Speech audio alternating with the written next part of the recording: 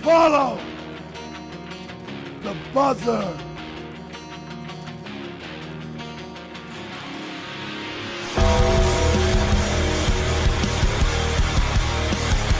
Rest in peace. Woo!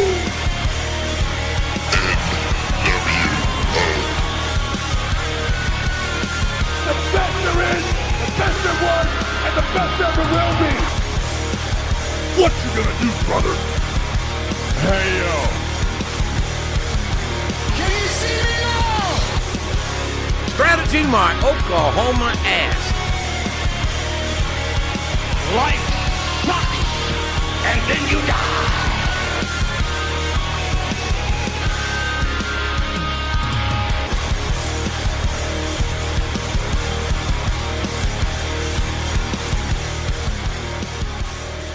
Welcome to the JM Report. I'm your host, GoodOlJM. This is episode 72, coming to you from CSP Studios in Tampa, Florida, the birthplace of pro wrestling.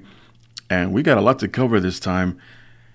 Not only the King of the Ring tournament is underway, but of course the biggest news of the week, which is splitting a lot of the fans, some of the critics, but overall I think, I will give my personal opinion about this, as it's very similar to most of you. But you can't be too surprised for it to happen, for this to be happening in a couple of weeks. But NXT, it will be moving up to the USA Network live for 2 hours, head-to-head, eventually, with AEW on TNT. So, welcome to the Wednesday Night War. We all thought, as in those growing up during the 90s and the Monday Night War.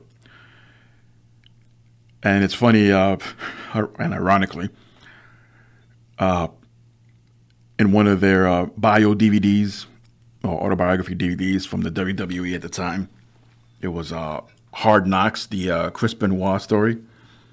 For those who are fortunate to still own a copy, you might remember in it when he discusses his run in WCW before he made the jump to the WWF at the time, that in his lifetime, he'll probably never see another Monday Night War like that.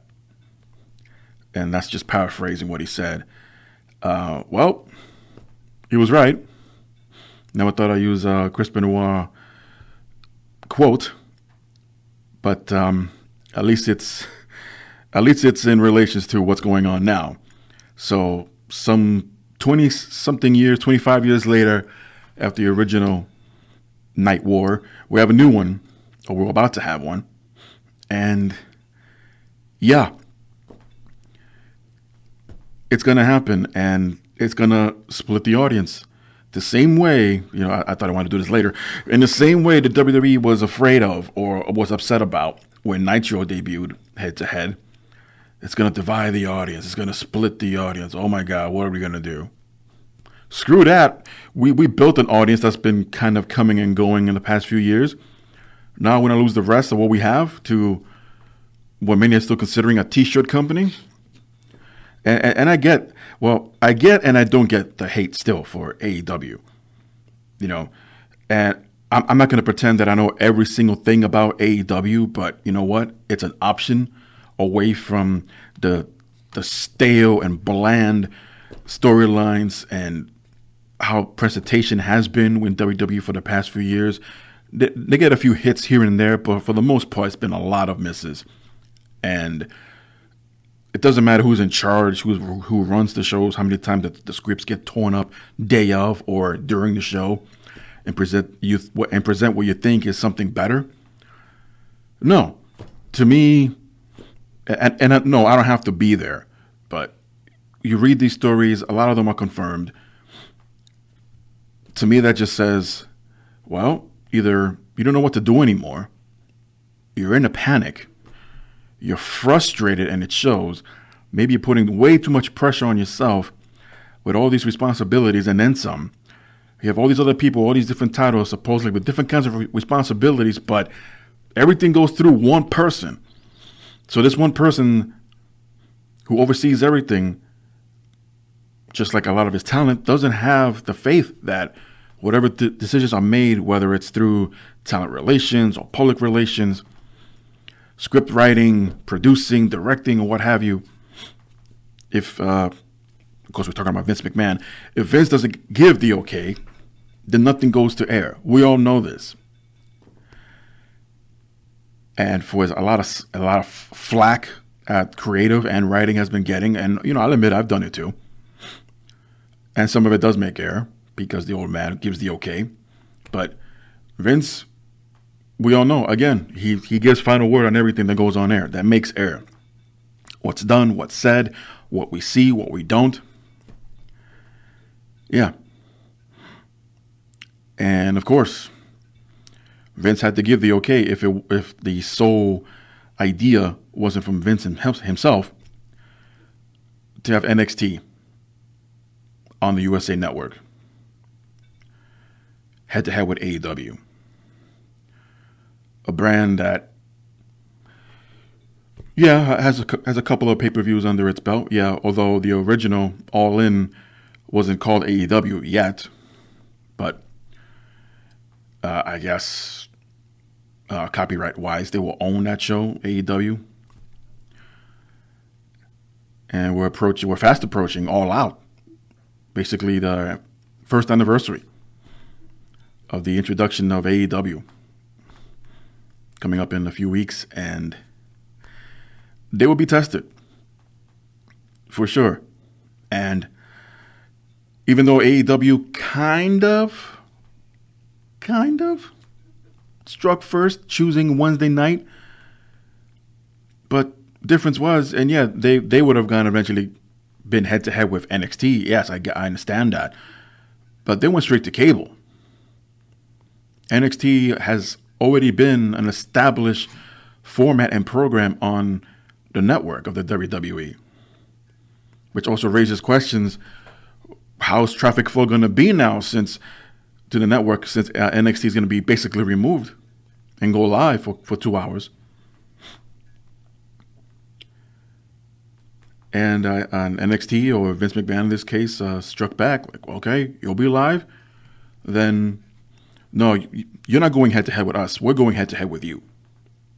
And boom, on USA Network.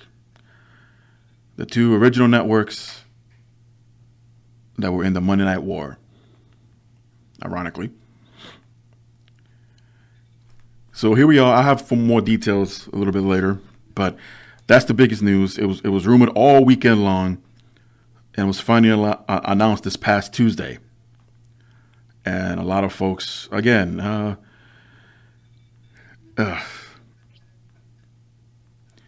what would have been interesting for me personally to see how numbers would have ran. Oh, okay, the disadvantage of NXT is they're taped. See a little pattern here?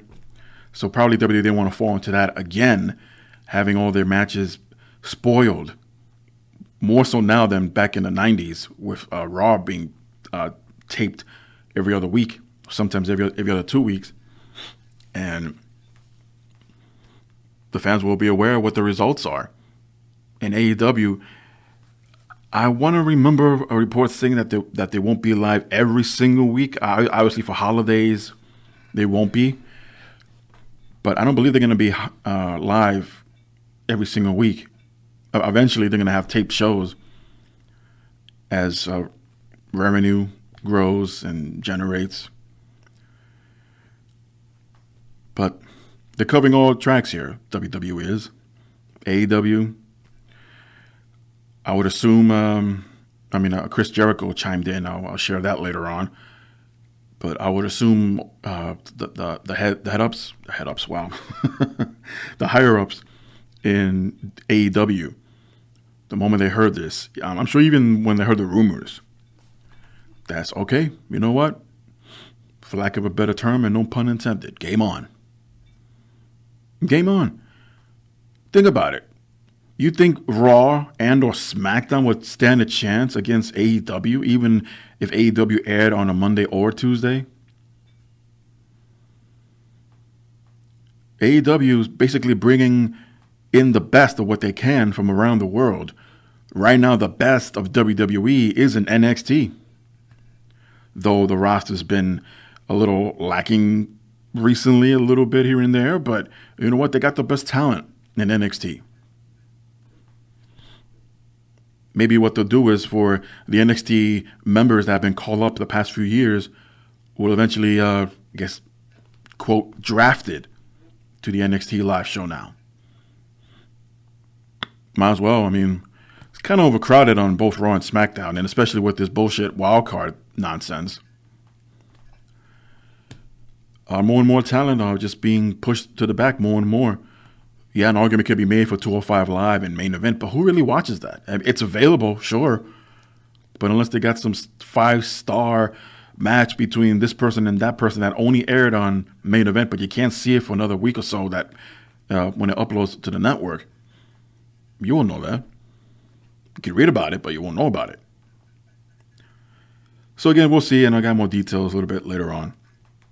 But Raw this week actually began with a match between Dolph Ziggler and Roman Reigns. Despite a little bit of petty talk from Ziggler, Roman Reigns will get the win with a spear. We're supposed to have a King's Court with Jerry the King Lawler interviewing Sasha Banks to explain her actions from attacking Natalya a week ago on Raw, making her return. Instead, the lights start to flicker. Jerry Lawler, being the veteran, realizes, hey, I know what this means. I'm out of here. He makes it as far as the stage. And lights, well, not all of the lights, but some lights illuminate the staging area and the rampway where we see Lawler standing. And from behind was the Fiend, applying the mandible claw, attacking Jerry Lawler and leaving him laying. I like the fact that Bray Wyatt, he seems to do this every time. He'll go on Twitter and reach out to the person that the Fiend just attacked and ask for forgiveness and offers an apology. Oh, Bray. Ricochet and The Miz versus Drew McIntyre and the returning to TV, Baron Corbin. And I saw the beginning of this match where the lights were going crazy, that they were about to lower the steel cage. Remember when the lights would flicker a little bit and then you hear that theme?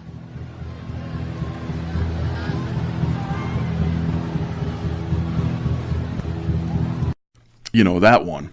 But that wasn't the case. Apparently, there was some... Well, people weren't paying attention. That's what it was. Lights flickering. There was a minor report about electrical problems, but nothing was confirmed.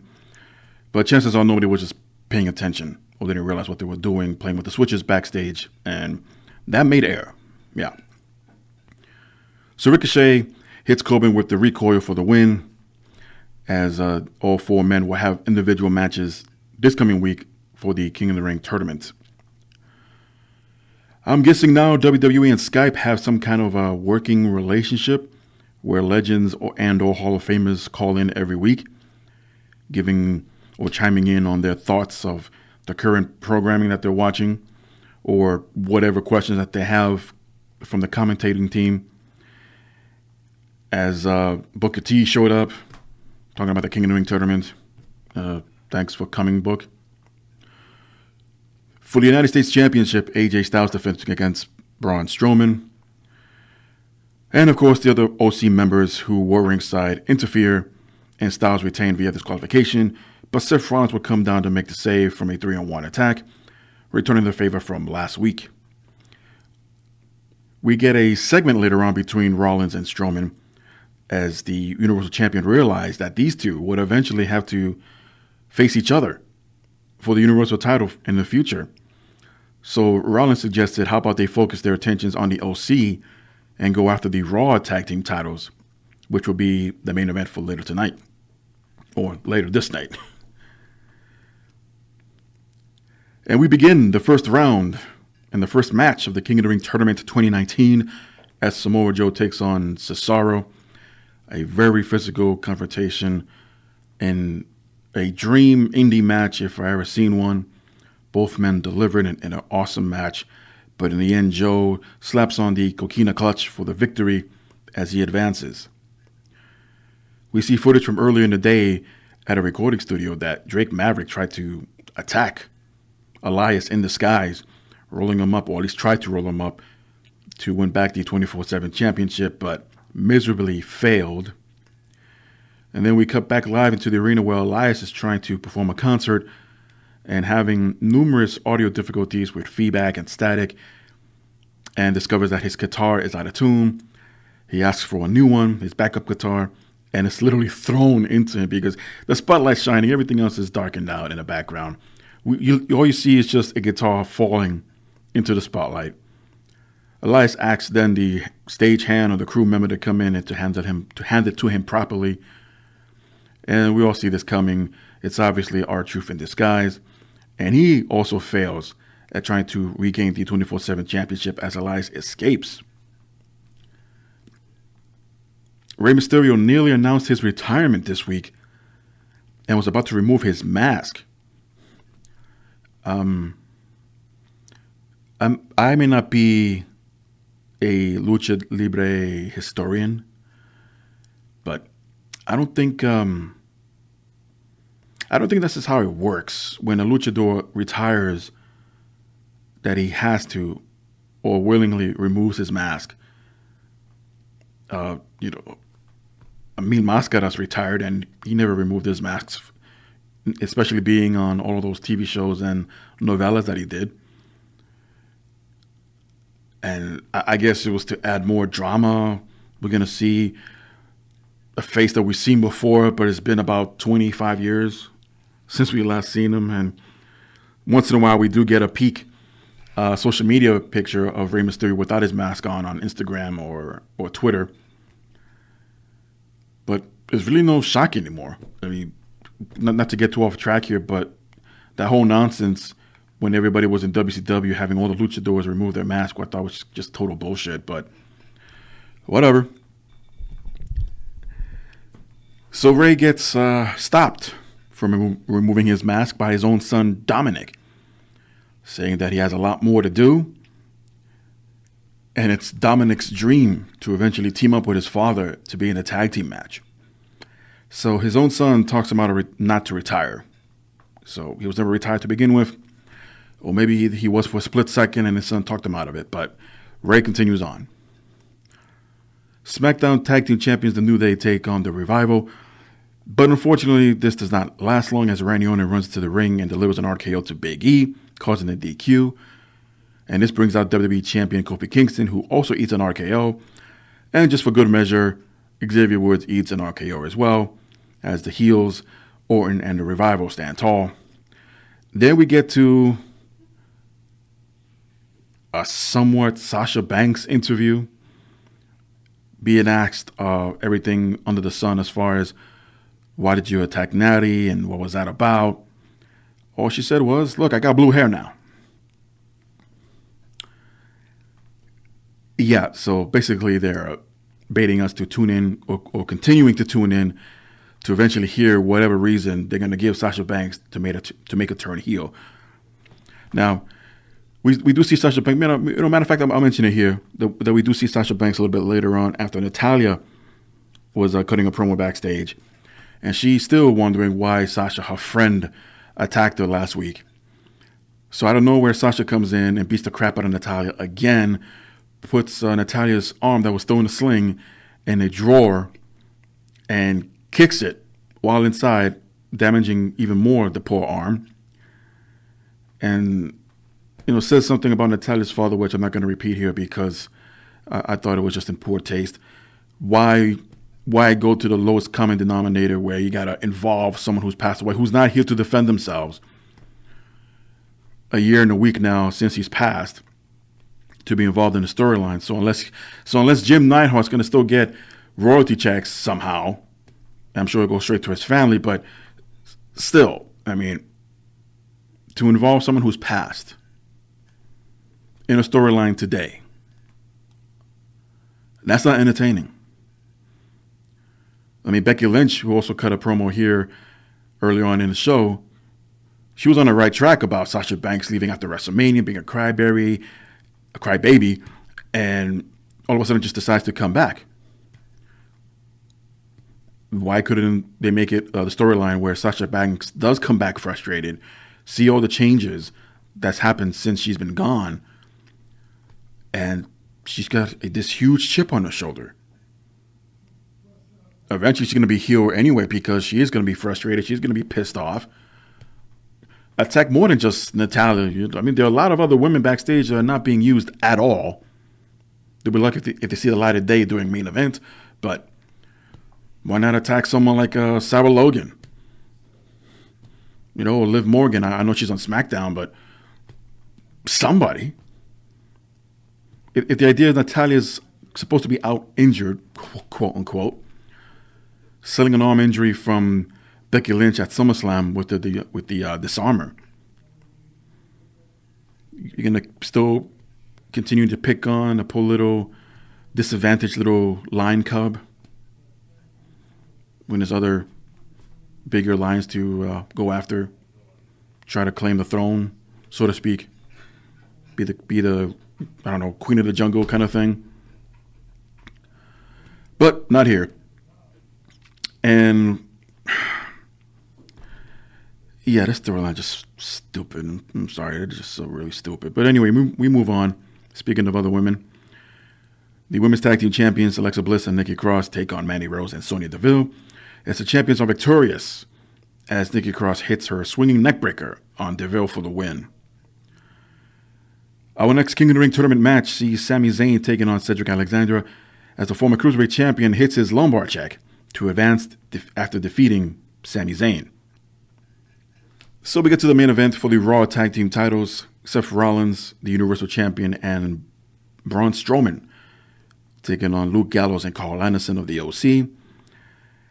And to everyone's surprise ending, Rollins and Strowman are the new Raw Tag Team Champions. Really didn't expect this. A lot of us did not expect this, but here it is. So once again, Rollins has the, responsibility of being a double champion. If the feud continues, or the anger, I should say, between Strowman and Rollins, say Clash of Champions or Night of Champions, whatever the hell they're calling it now, as no match has been announced as far as the Universal title is concerned, will Rollins do another double duty as he was with the United States and WWE Championship, defending against Cena and Sting a couple of years ago? But it's definitely an interesting, how can I put it? I guess swerve in a sense, or lack of a better term, because why make Strowman and Rollins champions now? I mean, they had a good thing going with all members of the OC as champions. Now AJ Styles is the lone survivor as far as titles go in that faction. But I would imagine it'll be something along the lines like back in the day of Shawn Michaels and Stone Cold Steve Austin. Only difference is it's not like Strowman and Rollins are reluctant to be tag team partners, but one could be the other's downfall, in which maybe Rollins is beginning not to trust Strowman because his focus will be on the Universal title and not too much focusing on defending the Raw tag team titles. I mean, Strowman said it himself numerous times outside of WWE interviewing that he wants to be, he's looking forward to be, and eventually will be the Universal Champion. Hell, he even said it in the build-up to the movie of, what was that movie called? With Sherlock Holmes and Watson, with the one with Will Ferrell, came out about a year ago.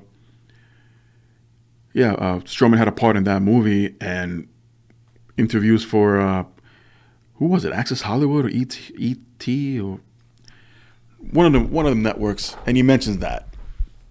Of course, since then till now, Strowman is yet to win the Universal title. So maybe the time is now, is the feeling, backstage with creative. They even been hesitant to pull that trigger, because at the time all focus was on Brock Lesnar. So here's the opportunity now. Problem is, or the question better yet will be, do you turn Strowman heel again? We've seen in recent history, has shown, you can't have too many faces versus faces or heel versus heel matches. They could be entertaining. They could be, the match themselves could be athletic as hell and very high level performance. But at the end of the day, if you're expecting for the fans to choose, which is kind of cliche right now, it's kind of like we lose that privilege to make a choice because fans can be very vocal. And for example, during Natalia's promo this week on Raw, the fans were chanting, "What? Yeah." And she's supposed to be the babyface. And they weren't in Canada this week, so what's the excuse there? Hell, even in Canada, they were booing her during SummerSlam and that Monday Night Raw. Well, before she got into the speech about her father. So, what do you do? But I like at least that they, being WWE, they realized more than likely probably a few weeks ago that we got to start doing, especially when it comes to the end of the show, not only do we leave fans scratching their heads and ask what just happened, what was that about, but more so, I want to see where you go with this. It's very intriguing. But then again, eventually they will run out of ideas, so they have to stretch this out, unfortunately, kind of like with discovering the attacker of Roman Reigns, which I'm about to get into right now from Smackdown. Everything's going to be stretched out, I believe, to give more interesting TV angles and storylines, and maybe introduce more talent into an angle that they weren't originally a part of, or maybe not thought of to be a part of at first. But here you are. I mean, who knew Buddy Murphy would be not only in the main roster finally, after being drafted so many months ago, but being in the position where he is now. So let's get into SmackDown. As Randy Orton opens up SmackDown, he calls out Kofi Kingston, saying that he's stupid, like always. Out comes Kingston. And as Randy Orton is waiting for Kingston to show up after his music hits, instead Kingston comes through the crowd and from behind delivering the Trouble in Paradise. So a bit of payback there. The Revival try to make his way down, or their way down, but Kingston fights him off. And all this time, Randy Orton escapes as Kingston stands tall alone in the ring. We go backstage and see Kevin Owens walk into Shane McMahon's office and again asking Shane to reconsider the fine from last week of $100,000. And to everyone's surprise, Shane agrees to consider it.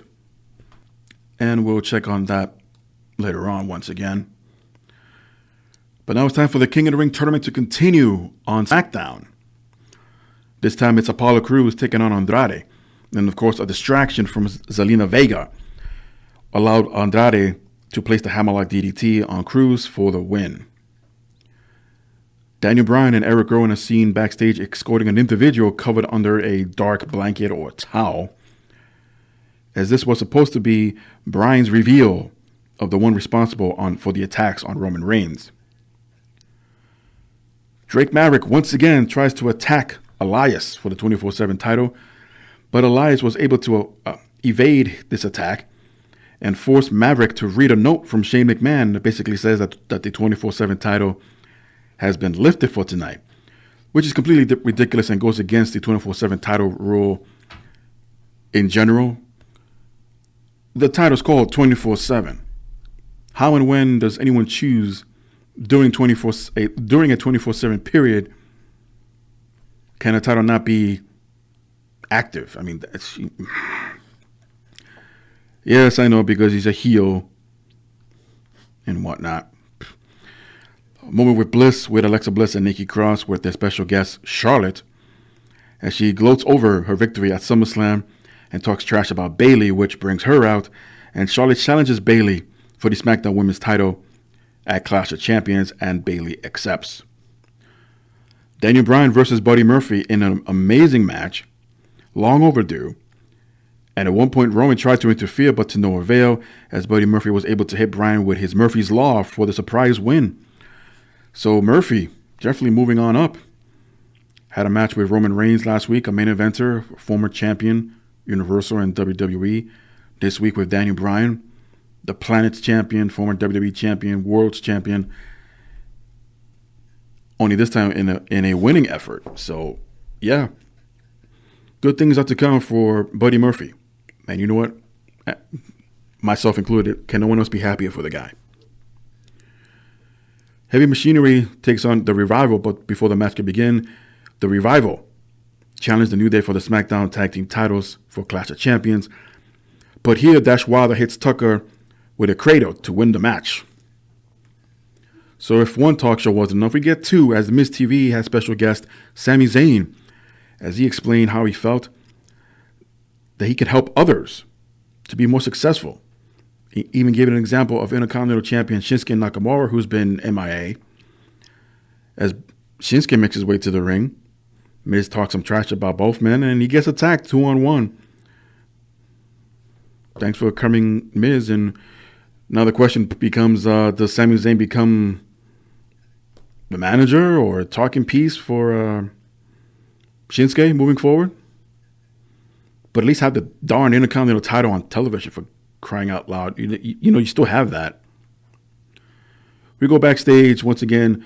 Shane McMahon has Kevin Owens visit him in his office, and Shane is told or tells Owens to apologize for his actions on Elias at SummerSlam, and Owens apologizes. And then Shane right after says that he's still considering lifting the fine, but if Owens touches another referee or an official, he will be fired. So we get to the main event. In another King of the Ring tournament first round match, Kevin Owens takes on Elias. In the beginning of the match, we see Shane McMahon makes his way to the ring, sits ringside, and during the match stands up and reveals that he was wearing a referee shirt underneath his original shirt. Shane steps into the ring. Of course, Kevin Owens gets all surprised and shocked. He nearly gets thrown into Shane. Doesn't touch him, but this allowed Elias to roll him up, and Shane fast counting Owens to be eliminated from the King of the Ring tournament. So no word on the fine being lifted or not. I guess we'll find out next week, because they ran out of time, or they were running out of time, as we immediately cut backstage. And Bryan reveals to Roman Reigns the individual that was underneath the blanket or tarp. And it was some individual, at least I never got the name of who it was, dressed up and had makeup on to look, or at least resemble, Eric Rowan, giving us the impression that Buddy Murphy saw someone that looked like Eric Rowan, but it was not Rowan himself, that attacked him with a forklift a few weeks ago. So, a little tongue-in-cheek here, still prolonging this angle, obviously. I'm still holding on hope that it will be Luke Harper. I mean, at least the beards would match. I don't know how you're going to cover up for the bald head that Harper doesn't have. Well, the bald spot's one thing, but I'm completely bald? Don't know about that. But, yeah, the teases and this particular storyline continues.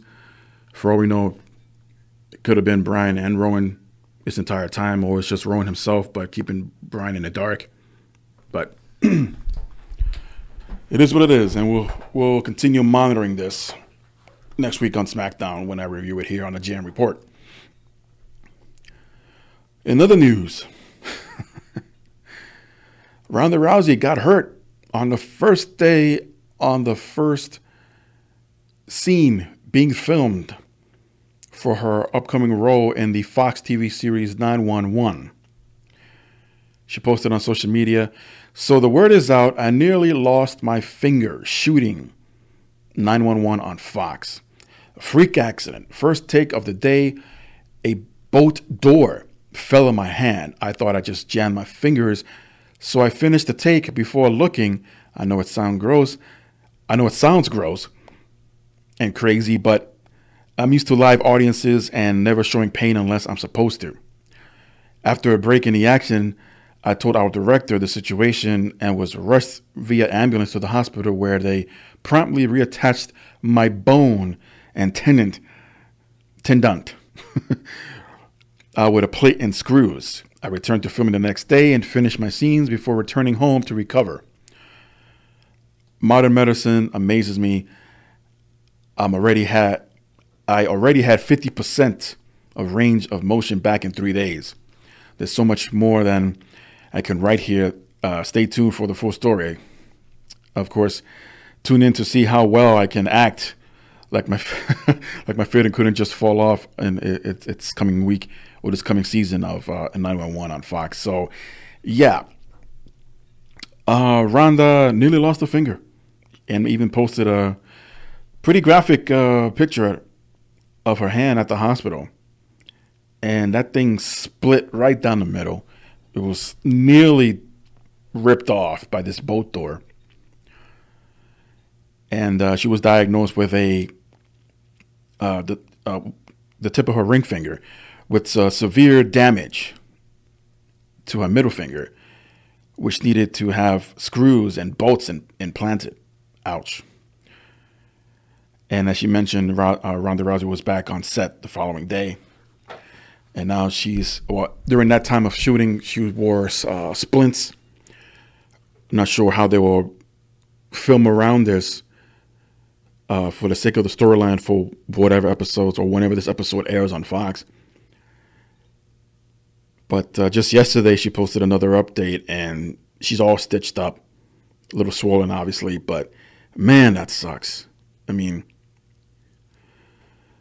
I guess if you are, well, it doesn't matter, either current or former WWE women talent or women performer or women's wrestler, yeah, don't do a TV show for Fox.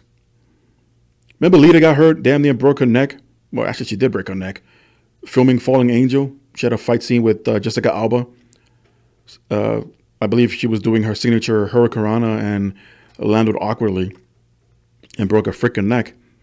Now here, Ronda Rousey, a few years later, obviously broke her finger, but damn near lost it. So,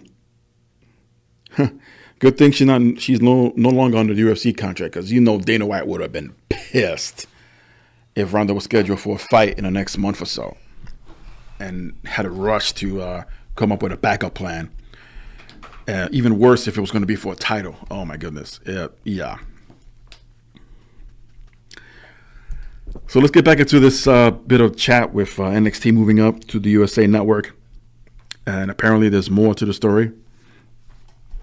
According to Dave Meltzer, WWE wants to add yet another hour of programming on Friday nights. WWE officials have considered adding another hour, which is the same night airing on Smackdown Live on Fox. So this will happen during the move has already occurred for Smackdown from USA to Fox. But of course, WWE still having a working relationship and business partner with the USA Network. Why not have in their minds anyway, yet another hour of wrestling television, as if our televisions aren't swarmed enough. I mean, there was a time that even I would have said, wow, with NXT now, we're talking 7 hours, maybe 8 hours altogether in a week of WWE wrestling. I honestly missed the days in 1 week you had WWE, WCW, and ECW. It didn't last long, but that was freaking awesome. So currently, the show is scheduled for 2 hours, SmackDown Live. And the third hour will be for this new Friday night show, which is yet to be named. So in other words, once SmackDown goes off the air on Fox, you can immediately tune into USA for continuing coverage, maybe, or whatever separate show exactly this is going to be. The WWE decides to add in the third hour is up in the air. And there's a word what the third hour would be for. There's just speculation that the WWE could use the third hour for the weekly 205 live show. That's not confirmed nor denied. And there's even talk about WWE getting rid of the show because some see it as a failed experiment, that being 205 Live. There is also more speculations, rumors, if you will, about WWE being involved with FS1. the FS1 studio would be hosted by Renee Young, as according to the Wrestling Observer. With all the changes that WWE has made to its programming, this means that WWE will be airing Raw for 2 hours on Monday, NXT for 2 hours on Wednesday, and SmackDown Live for 2 hours on Friday. So that's 6 hours right there, plus that extra hour after SmackDown goes off the air to go back to the USA Network. And maybe even an 8th hour if FS1s get some of this bread. So besides the official announcement of NXT moving up to USA Network, this is like finding a needle in a haystack right now because it's a crazy idea. I'm not saying they shouldn't. I'm not saying it's impossible, but it just sounds completely nuts. How much is too much is what I'm trying to say. Not to mention content that I'm pretty sure not everyone has yet to see on the network. The constant new programming that's featured on a weekly basis. Let's face it. I kind of missed the old WrestleMania rewinds. What happened to those? What's it called? Rivalries. And they haven't uploaded a new. Then again, they haven't come out with a new autobiography DVD that would eventually upload to the network. So clearly they dumped a lot of projects as the network appeared or debuted, and it's had its renovations earlier this month. So priorities, I guess. Priorities. So there's more details about the NXT move to USA Network. As it was announced this week, the WWE and the USA Network to agree for WWE on a weekly basis on Wednesday nights for NXT to air live at 8 p.m. beginning on September 18th. So that's about 2 weeks before AEW debuts on TNT. According to, this is part of the statement, the move to the USA Network provides an opportunity to deepen our relationship with NBC Universal and further build the NXT brand, said by Vince McMahon. Over the long term, our goal is to develop a following that can be monetized to the same level as our flagship programs of Raw and SmackDown, which I call complete bullshit. SmackDown, Raw, yes, they're the flagship shows, and they don't have the audience that they used to have many years ago. It's still there, but if he's referring to what used to be there, it's not going to be there anymore. Maybe never again. If I'm wrong, I'm wrong. But for right now, you're barely going to get over 2.0 in the ratings.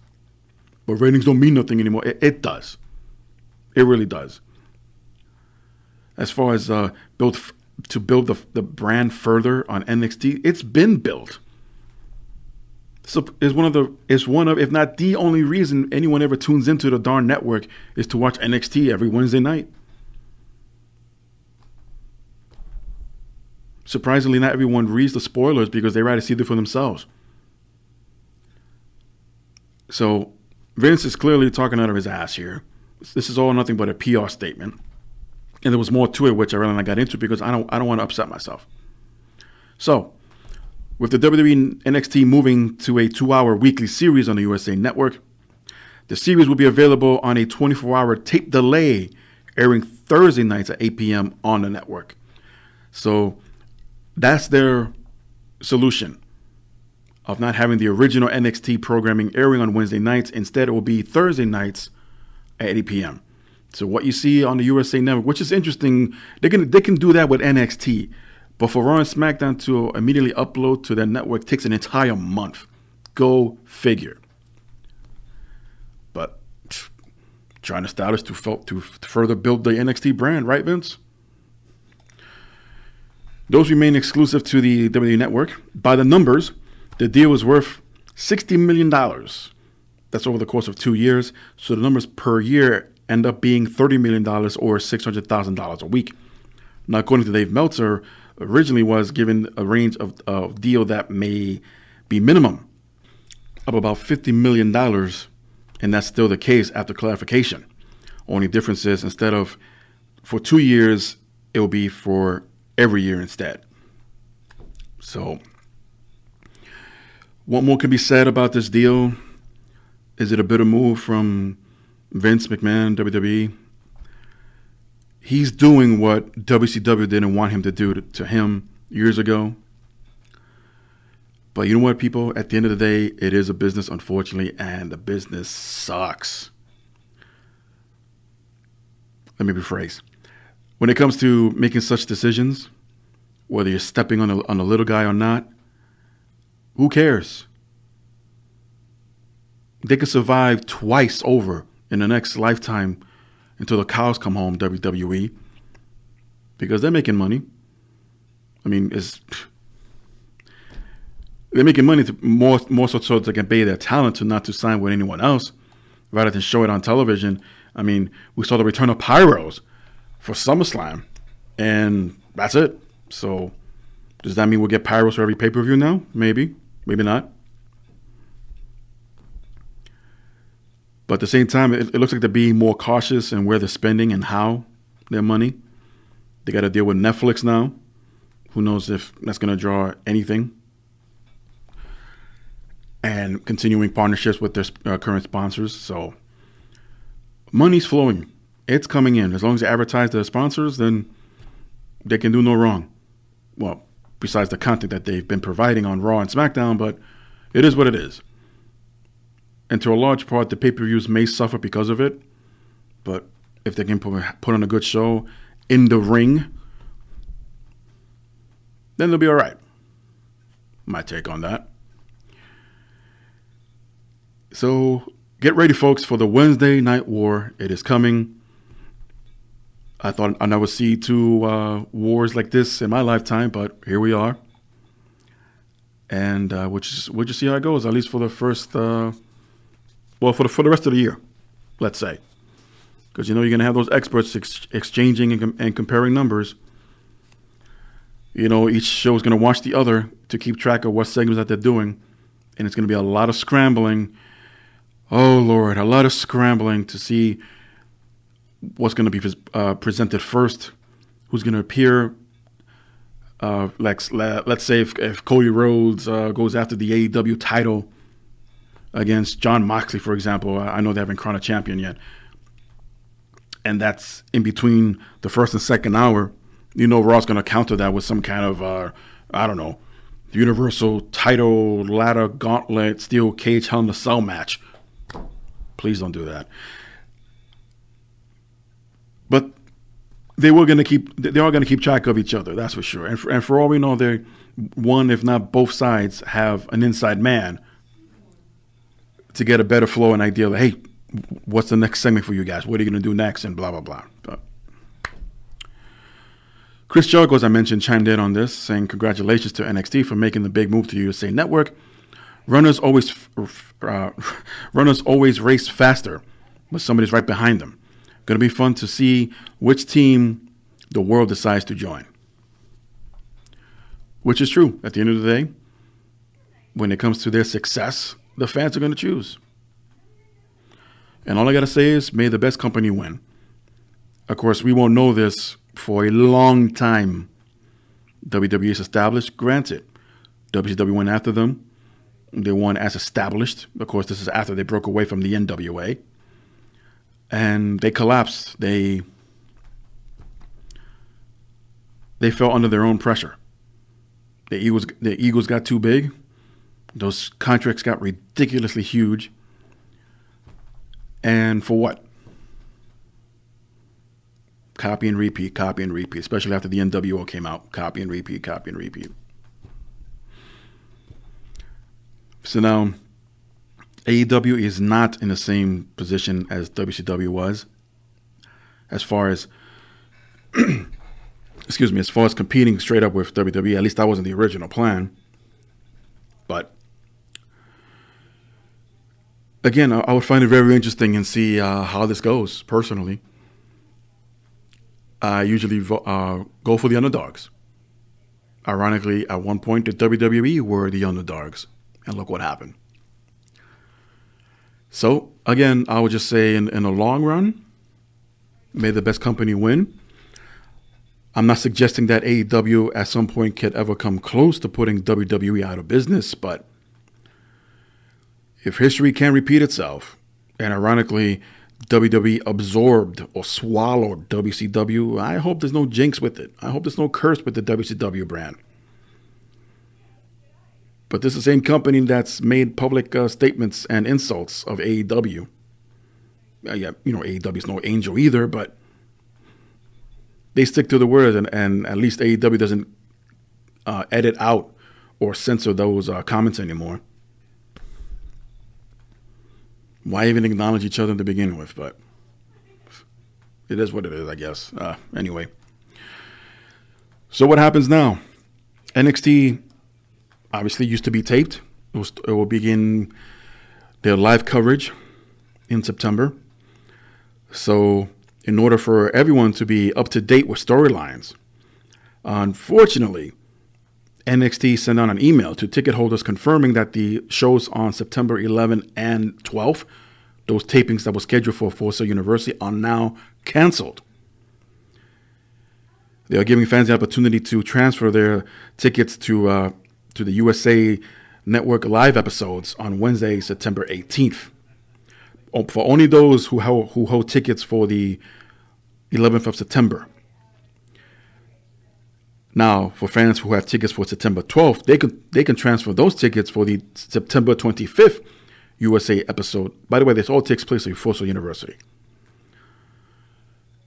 Fans who are unable to make the 18th and 25th September shows can receive a full refund by contacting NXT Tickets at WWEcorp.com with the name and order number by 5 p.m. Eastern Time on Friday, August 23rd. So, to put this in hindsight, these tape shows are being canceled because, well, they got to catch up with the storyline. So, I believe the next couple of weeks shows are taped. So, once we get to the live portion of NXT on the USA Network, we'll be caught up. So, no worries there. Unfortunately, people just got to rearrange their plans and work live now, starting September. On a programming note on TNT, they'll be airing an All Elite Wrestling special on Friday, August 30th, next week at 10 p.m. as they begin promoting their All Out pay-per-view next weekend. The XFL has revealed their new teams and logos this past Wednesday. Representing the Western Conference will be the Dallas Renegades, the Los Angeles Wildcats, Seattle Dragons, and the Houston Roughnecks.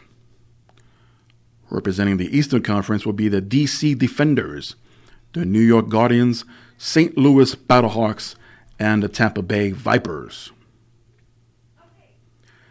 At least this time they didn't have too many pro wrestling name relations, as it was so obvious the last time. But I guess New York and Jersey will not be sharing a team this time. So sucks for them, even though they'll still be playing out of MetLife Stadium. Daughter of the late great Hall of Famer legend Roddy Piper will be making her debut for WOW, or WOW, as Teal Piper has signed with WOW, and she is set to debut for their upcoming second season on Access TV on September 7th at 8 p.m. And she will be on the live events of September 18th and 19th. So the Piper legend lives on in pro wrestling. Interesting choice that she went with WOW as opposed to maybe Shine or Shimmer. But, her choice, or that, or had a better deal as far as being closer to home and have a light schedule. But who knows? Those details never came out. I'm just speculating. In a tweet that was later deleted, Kalisto and Gran Metalik each expressed their feelings that their contracts are coming up with WWE in about the next 10 months. Hashtag free agents, where Metalik replied, "Me too, carnal." I guess WWE got wind of this and said, take down that tweet. Gran Metalik's reply is still up, by the way. But the tweet that he's replying to is obviously unavailable. But I find it interesting that he would even tweet that at all, Kalisto. Help me? Is that his way of crying out for help?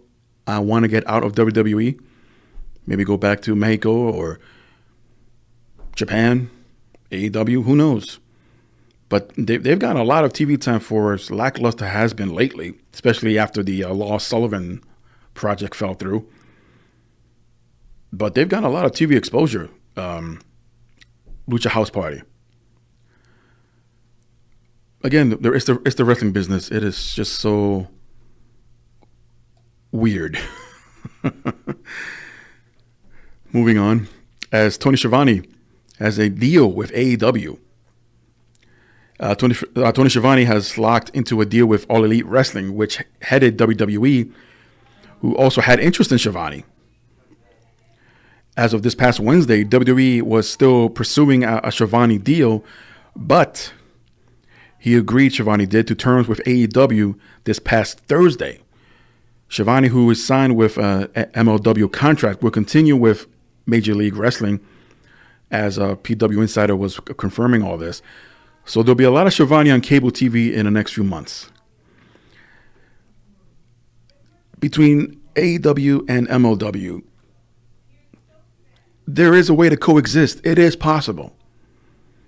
In the sense, this is sharing talent. WWE, screw that. We want everything under our umbrella. We want everything that's out there, have been created by our name, by our people, and blah, blah, blah. Oh, shut up. Meltzer, another report by him, has reported that Jon Moxley has suffered an elbow injury and may have suffered an infection while he was in Japan. But Moxley continues to perform despite this, and has no signs or any gave a statement as far as slowing down or taking time off. But if it gets any serious, we might see Moxley take some time off, and it will suck because he's expected to be or to play a huge portion in the debuting episode of AEW on TNT. Well, there are two interesting CM Punk stories. The first took place last weekend during a MMA event.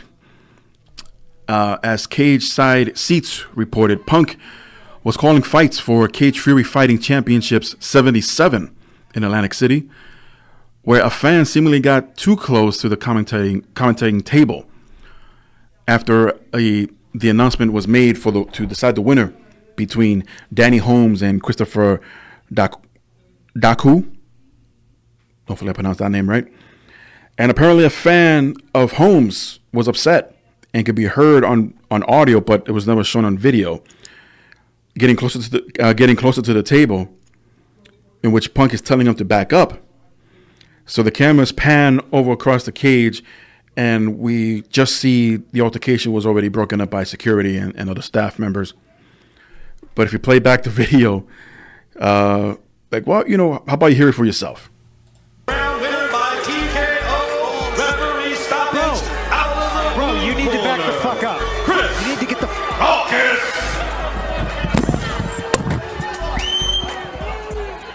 Well, minor situation developing here.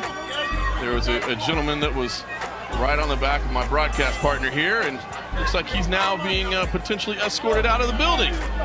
Certainly unhappy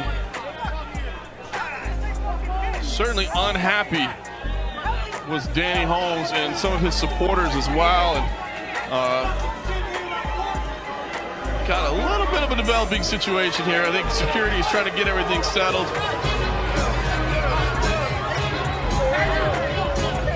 See, some of Danny Holmes' supporters were not happy. I think they were actually kind of approaching my partner here, Mr. CM Punk.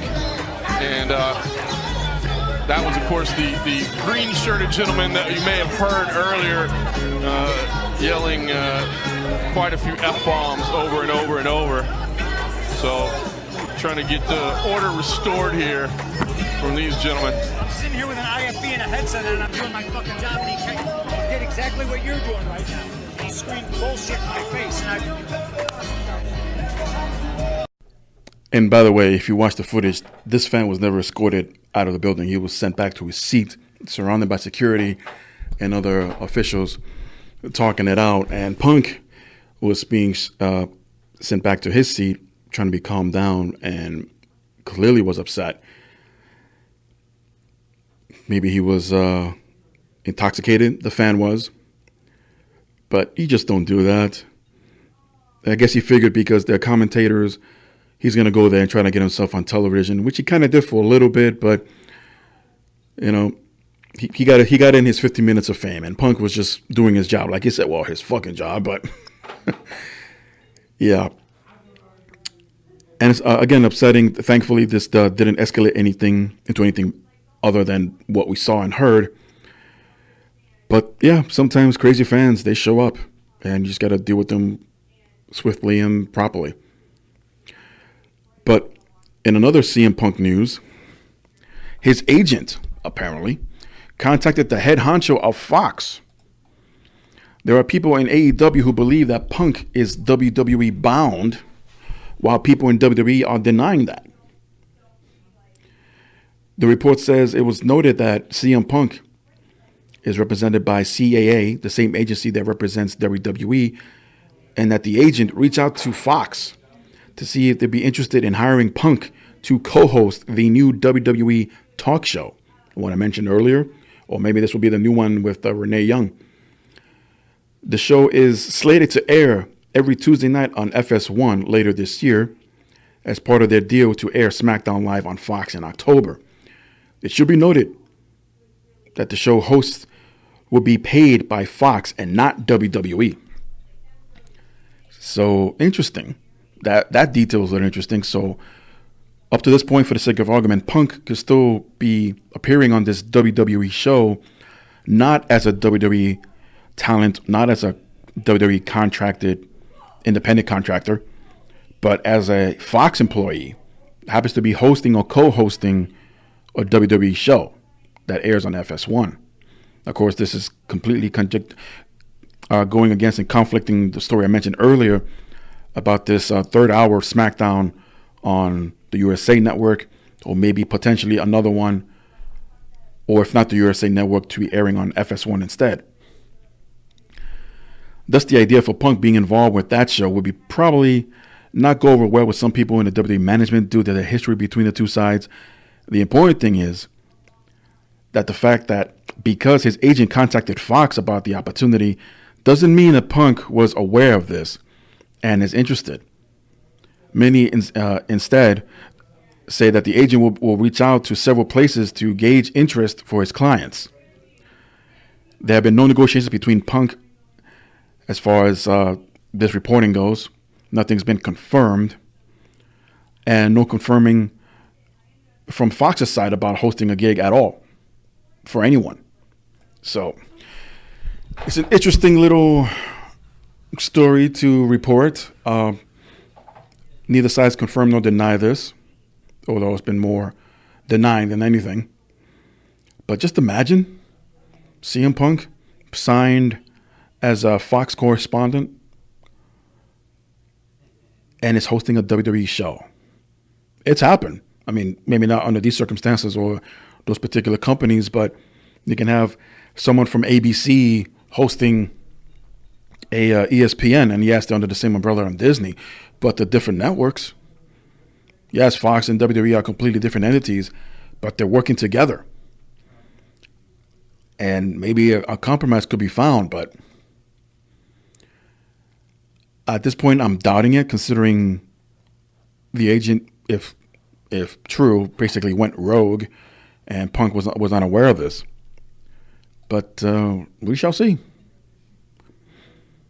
Stephen Amell, as reported by Deadline.com, is preparing to create or deliver a new TV drama called Heels, as in the pro wrestling terminology, Heels. The show has been picked up by Starz and will be based around an independent wrestling company out of Georgia.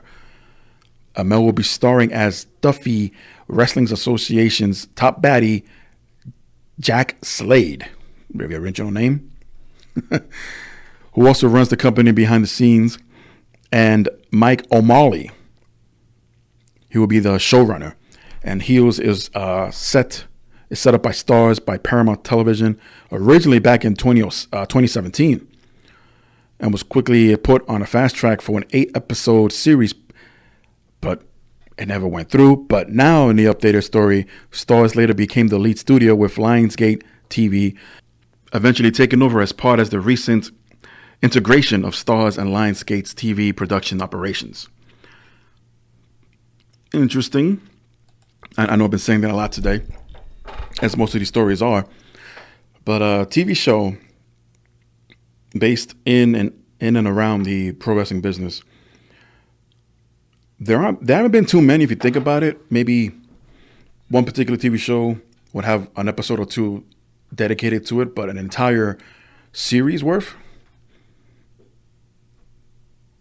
Yeah, I mean, I always wondered why haven't we seen something like this much sooner?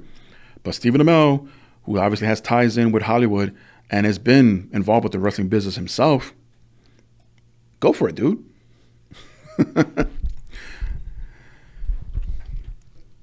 This past Thursday, WWE officially announced that they have partnered up with Endeavor Audio to launch their own podcast network. That line alone sent shivers down my spine.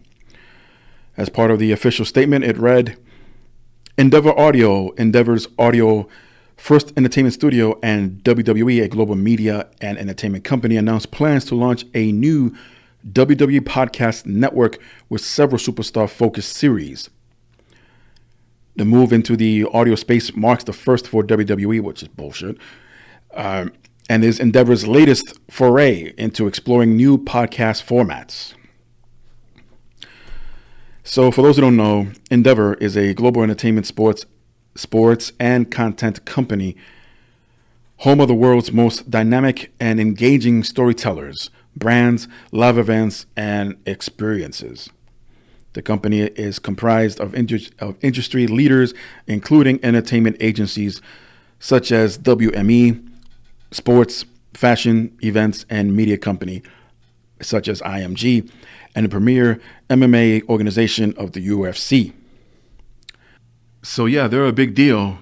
I just found it ironic of the company's name, Endeavor, as WWE always wishes former employees, former contracted wrestlers, well in their future endeavors after they've been released or fired.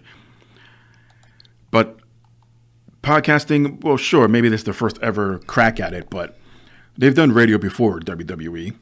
It was just never a long-term action or commitment for it. Of course, many remember Radio WWF that aired on the Armed Forces Network and other smaller stations, but it aired. They would do commentating for live house shows, depending on the area you were in. And it did pick up in New York in the early to mid 90s, but the signal came out of Long Island, I believe. And where I used to live, I could never pick it up. I'll be told by others, oh, did you hear the radio show from WWF? Like, no, I couldn't get it. So obviously, with 4G or Wi-Fi signals, much stronger now. It could go anywhere, be picked up anywhere. But superstar-based series, yeah, don't expect this to be anywhere near, say, something to wrestle or anything more closer to being truthful, because it's run by WWE. Hell, it's named after WWE, so chances are they're going to be scripts for this, be monitoring what to say, what not to say, among other things. But of course, for the sake of curiosity, I'll check out whenever the first episode drops or uploads, and we'll talk about it here. Finally, special congratulations goes out to The Rock and his new wife, Lauren, who married earlier this week in Hawaii. Both have 2 children together, and they first met during filming of The Game Plan back in 2006. So there are going to be a lot more Rock babies, apparently, I would imagine, if he hasn't celebrated already the nuptials. And also, quick shout out, as I'll end here, congratulations go out to Becky Lynch and Seth Rollins, who got engaged. Hopefully, these folks live long, happy relationships and, well, apparently a marriage. don't look back on whatever past mistakes might have occurred. And just be happy with each other. You guys make a great couple. Obviously, no one can do the other one wrong because the other one would kick your ass. And yeah, just mazel tov all around. Congratulations to you, Seth and Becky. And see exactly how this is going to affect them moving forward, because obviously no date has been announced as far as when the reception or the wedding first, and then the reception will take place. But if both are champions at the time, when they drop those belts, what's going to happen next. They're going to take time off. At least a week or so, but they're taking time off. So with that said, I want to thank everyone for tuning in. School's back in session, so be careful driving out there. So till next time, everyone be safe and be good.